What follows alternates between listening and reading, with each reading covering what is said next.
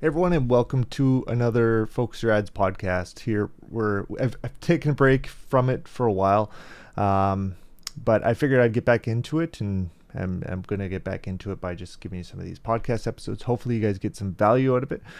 Today, we're going to be talking about what we can do with a $500 budget. So it's not going to be we're not going to be talking about Google Ads in general. We're going to be talking about with a really small budget. Like, what could you do with a small $500 budget? Is it even possible to use Google Ads for that budget? So we're going to talk about kind of some of the pitfalls that you could fall into, some of the strategies you could use to get the most out of Google Ads with this budget. So let's dive right in. So if you're watching this, we also have it on YouTube, and we have it on the podcasting apps that you might be using. So that could be Apple, wherever you're listening to it. But again, we have it on YouTube. If you want, YouTube has the videos up, and I will be recording it through this camera if you want to look at my face while we're talking about Google Ads.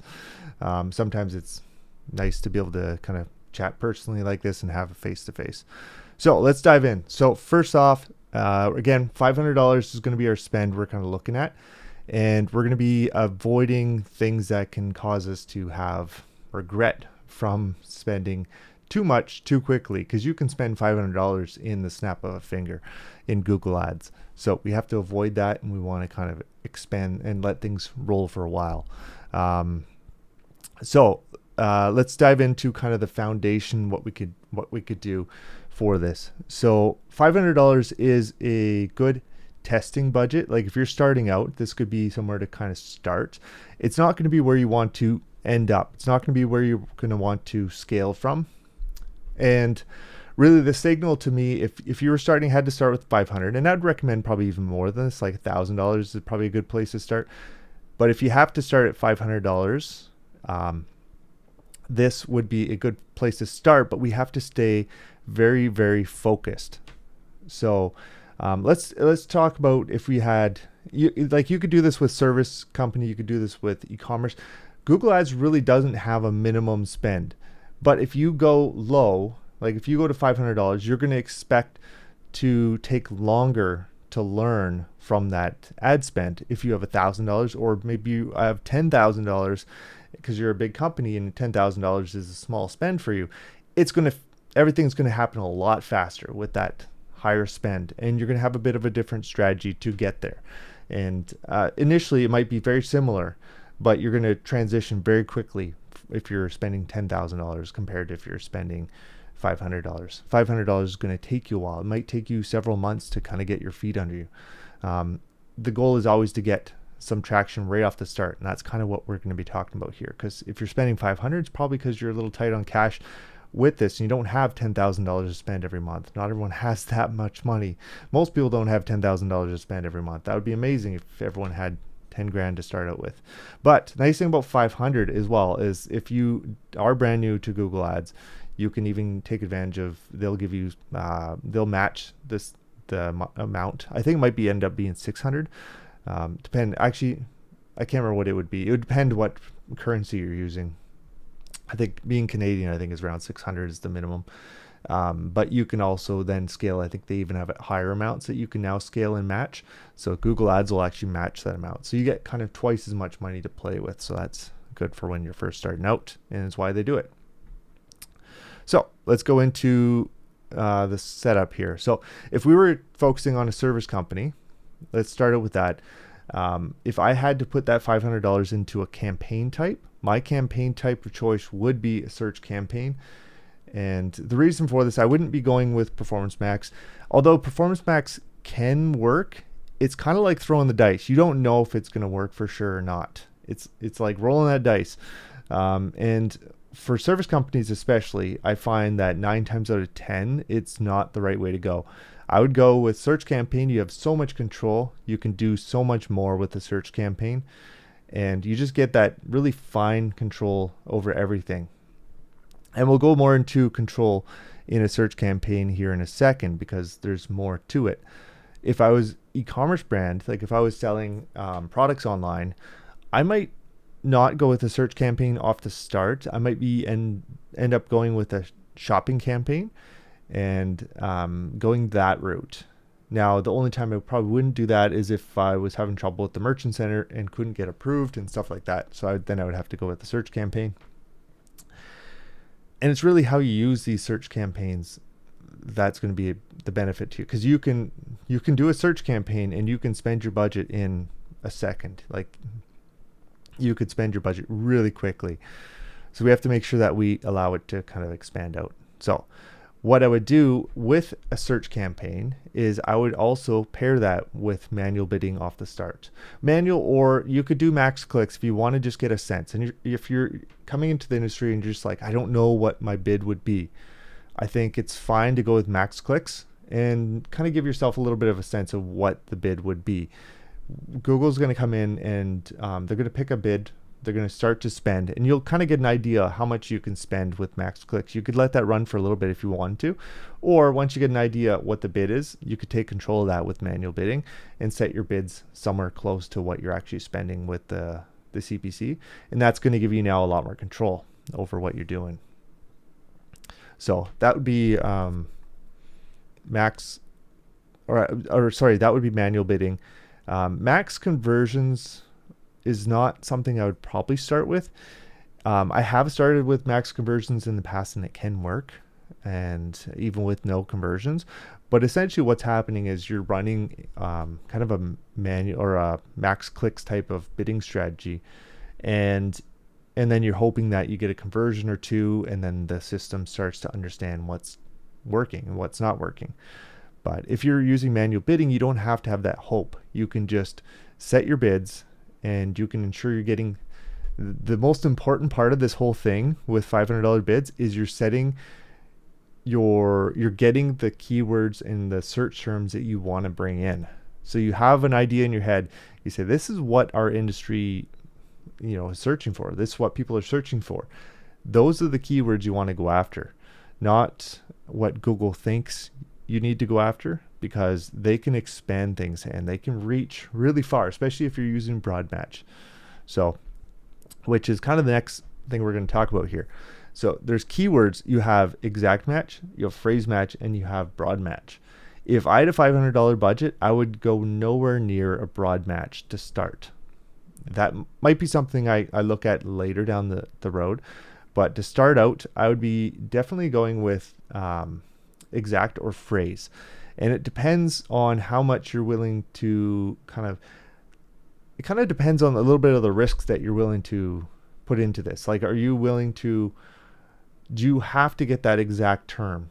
If you're using, let's say, for example, you're using like red, if you want to go after the term, something a little bit more on the broad side, you might want to go exact, because Google's not going to have any context for it. So I would suggest starting with something with a little more context. Like if you're looking at red shoes, I would be looking, instead of red shoes, there's no context there. It's just, okay, I'm selling red shoes, and great. Google's going to say, okay, well, are they selling red ladies shoes, or are they selling men's sneakers, red men's sneakers, or is it like a more of a pinky red color? So they're kind of going through all these thoughts in their head, especially if you're using broad match. And that could just be, you could put red shoes in there and you could get stuff that's completely unrelated to it. So you have to be really careful. So I would suggest starting with more context. So probably 3 words in. So it might be like, if I had Nike shoes, I'd be Nike red shoes. I'd probably even get more detailed than that. I'd get into like Nike running shoes, or Nike running shoes near me if I'm a store. Like, that's getting more into the realm where you want to be.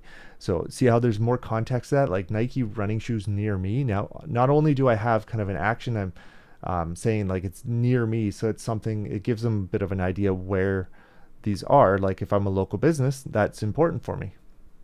I'm also telling them that it's a Nike shoe. I'm also telling them that I think I missed red, but it would be red shoe, and that it's a running shoe. So all these things could be in that keyword. And now there's a lot of context to that keyword. Now, if I go with phrase match, it's not going to reach quite as far. But if I said red shoes, phrase match, it can still reach really far, because you're not giving Google any information on what kind of shoes you're looking for. So starting out, with a $500 budget, make sure that you're giving Google context with the keywords, and you're not expanding to broad match or anything like that. You're going with phrase match or exact match. Exact match isn't exact anymore. It's close to exact. So you're going to have the exact meaning or a similar meaning to the phrase or to the keyword you put in. So just keep that in mind. And then phrase is going to be a little looser than that, and broad is just completely loose. If you can think of something that's related, broad can reach it, especially if you're just starting out. Once you're getting lots and lots of conversions, and this is probably not going to be on a $500 budget anymore, but if you're getting lots and lots of conversions, you're using max conversions or a target CPA type of bidding strategy, then yeah, broad match can do wonders for you, because it allows Google to have a lot more control, and they can now use their system to really find all the stuff. And but I think it's more for once you get to that point. You have to be careful though at the beginning. At the beginning, you can spend a ton of money really quickly, and it's not going to help you too much. So the other thing to consider as well is to make sure you set up your budget properly. So set it up to, so it's 30.4 is what they use for the math in Google Ads. So if you're setting up a budget, so $500, divide that by 30.4. If I do that math right now, that'd be divided by 30.4 is 16.44. So that'd be your daily budget, and that's going to get you to a monthly budget of $500. Now, what Google will do is, you have to be prepared for this, because they will go over your budget in a day. So if you have $16.44, they're going to go over that in a day. So you could have up to $30 or 30 something dollars or $40, whatever it would be, exactly double your budget. They're going to go over up to double your budget. And then other days you'll find it underspends. So that's normal with Google Ads. And I find when you first started out, if you have a high bid, you're going to see it go probably double your budget right off the start, and then you're going to get limited by budget. That's usually what happens if your bids are a little on the high side. So that's probably where I would go with a $500 budget. I would also want to be careful just not to spend too much too quickly. So if you have that, if you do set your bids, set them on the lower side to start. Let things ramp up slowly. Don't crank up your bids really high off the start. Kind of pick a bid that, you're like, okay, that kind of makes sense. I'm willing to spend that much per click. But also keep in mind that if you don't bid high enough, you just might not get traffic. So you have to bid high enough, and Google has a minimum bid that they actually put in place. So if you don't bid high enough, you're just not going to see any traffic at all. So that would be one thing. So that's kind of keywords, sticking with the exact phrase.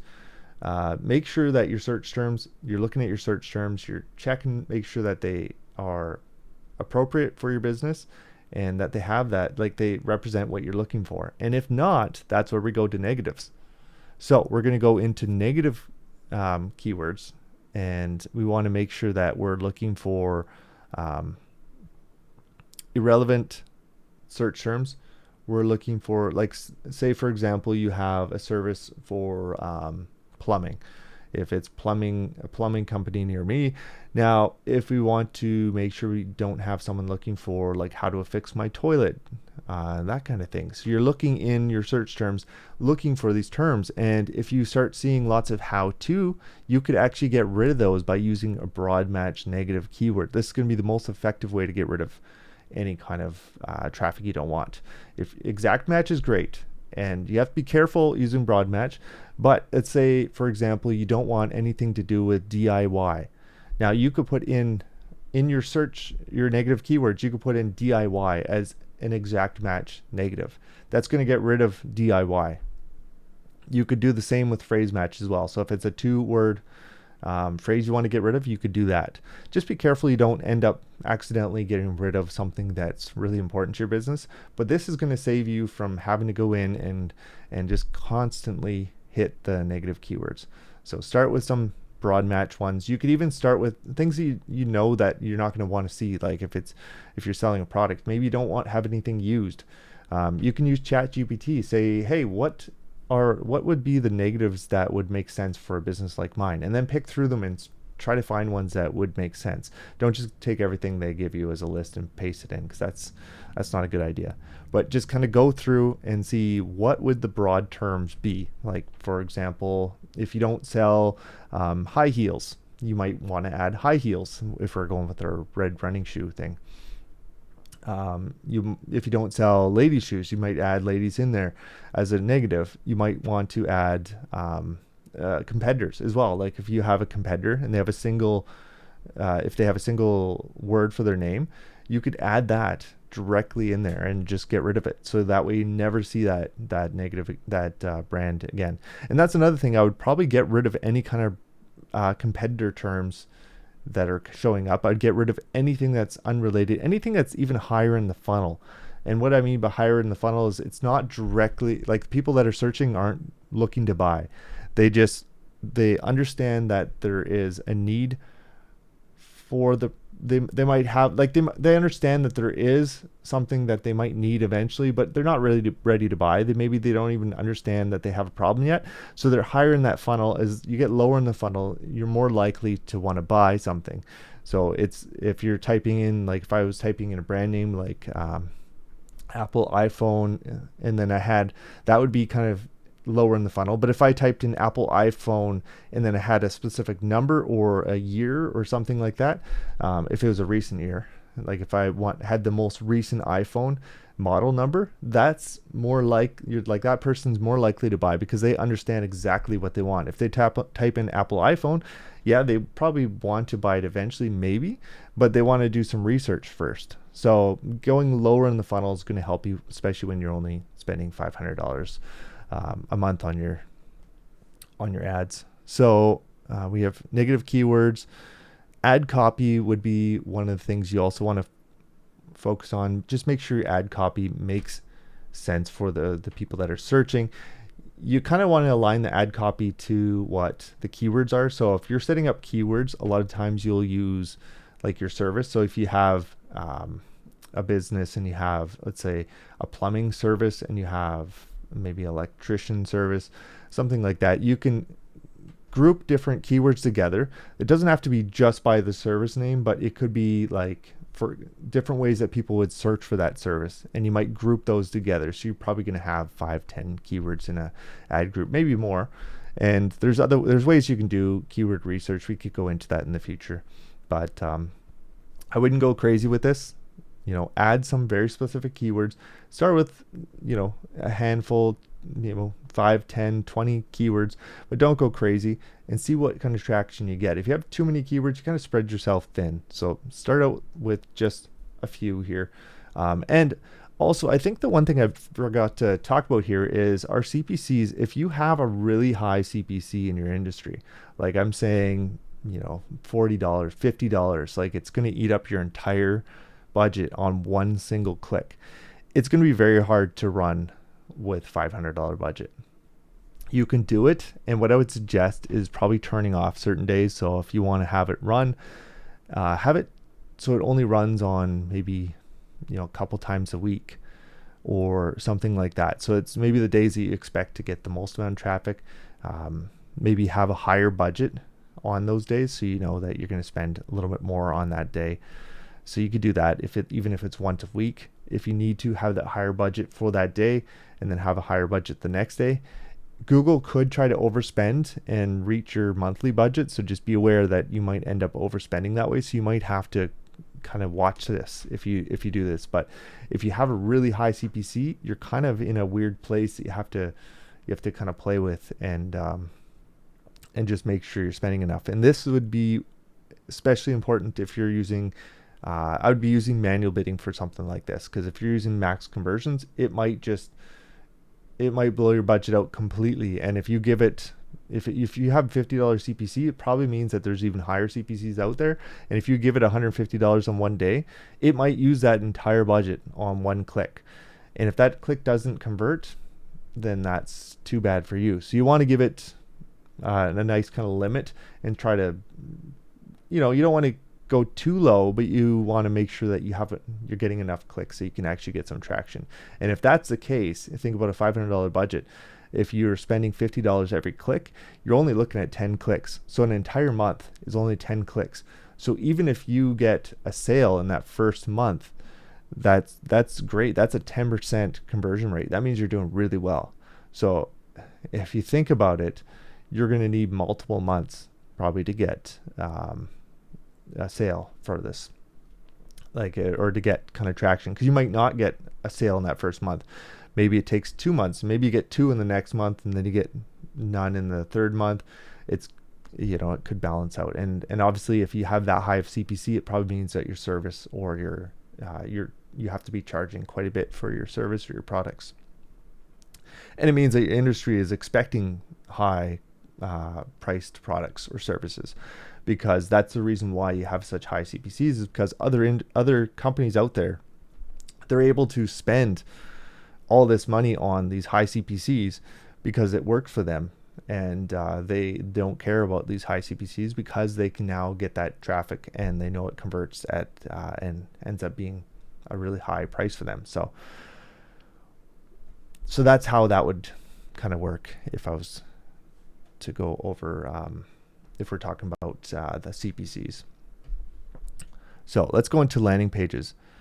So landing pages, just make sure that you have a clear call to action. Home pages are fine. I don't think you need to necessarily have a like something really specific.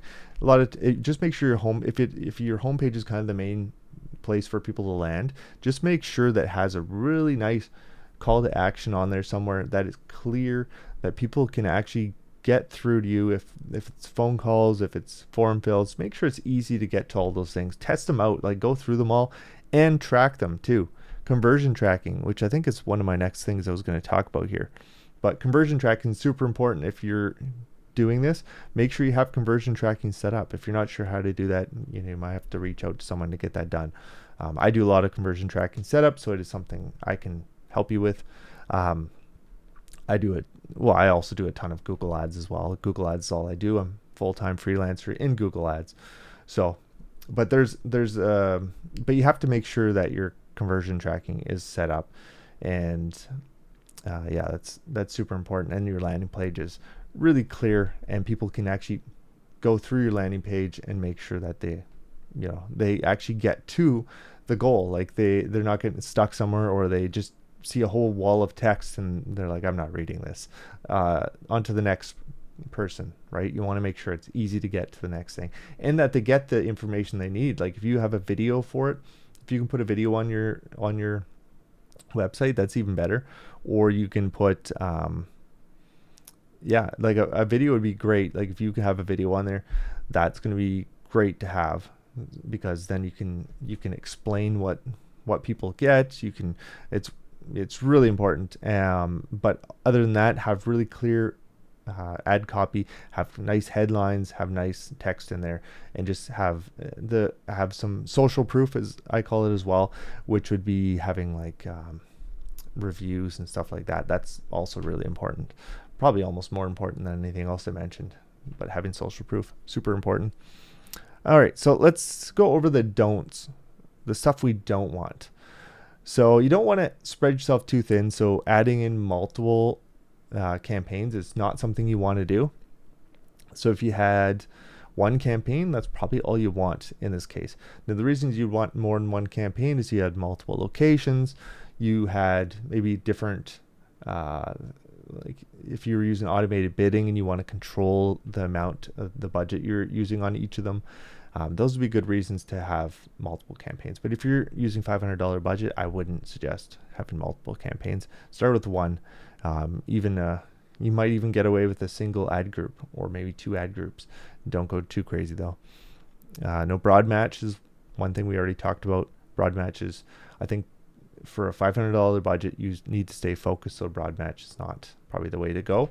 You could use it as kind of an exploration ad group, but have a really low cost per click on it. And again, with a $500 budget, I don't think you're doing a whole lot of exploring. You probably already have a pretty good idea what terms you want to go after. So I'd go after those with Phrase or Exact. And then I wouldn't go with Smart shopping or smart shopping, any smart bidding campaigns.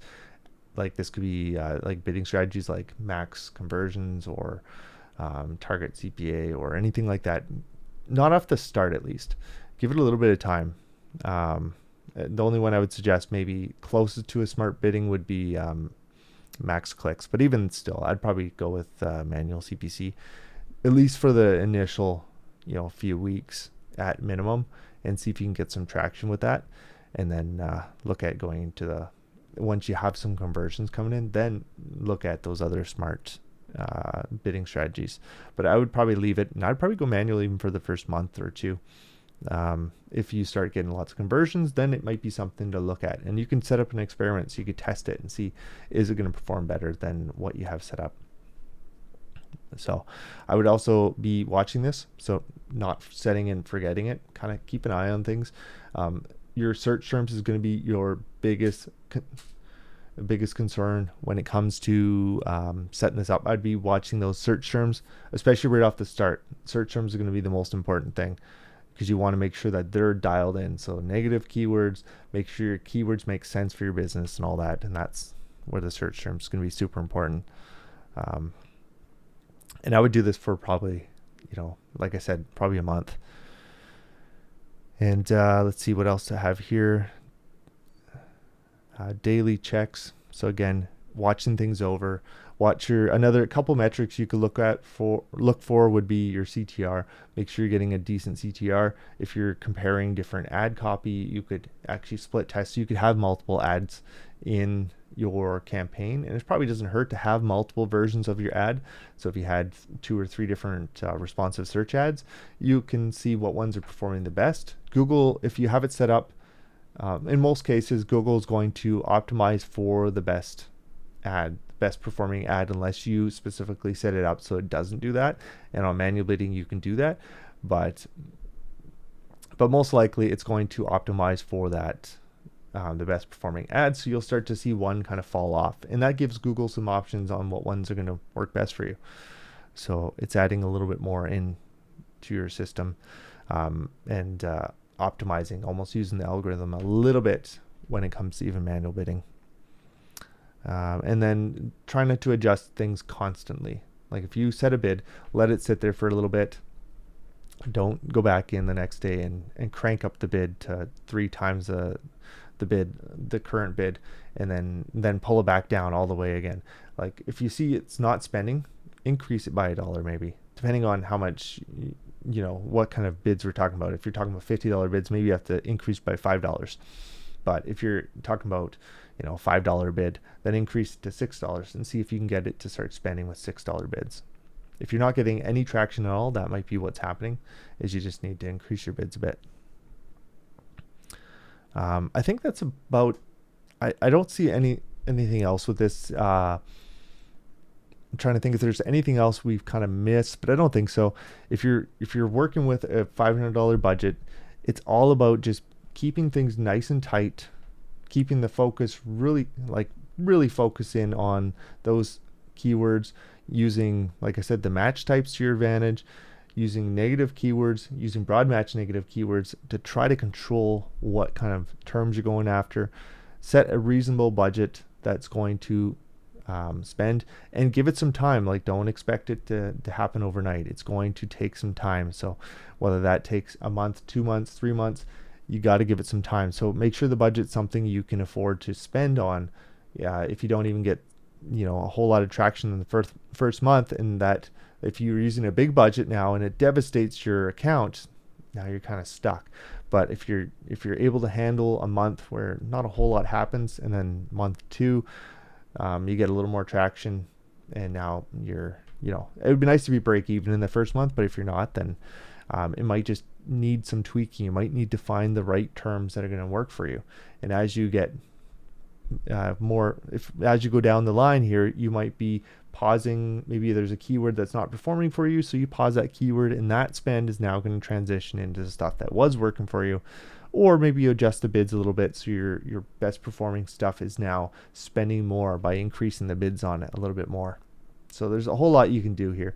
But I thought I'd give you guys kind of a taste on what you could do with a $500 budget, because it is something I hear a lot, and people do want to use a $500 budget, and I don't blame them for wanting to do that, because sometimes you need to use the smaller budget to get things rolling.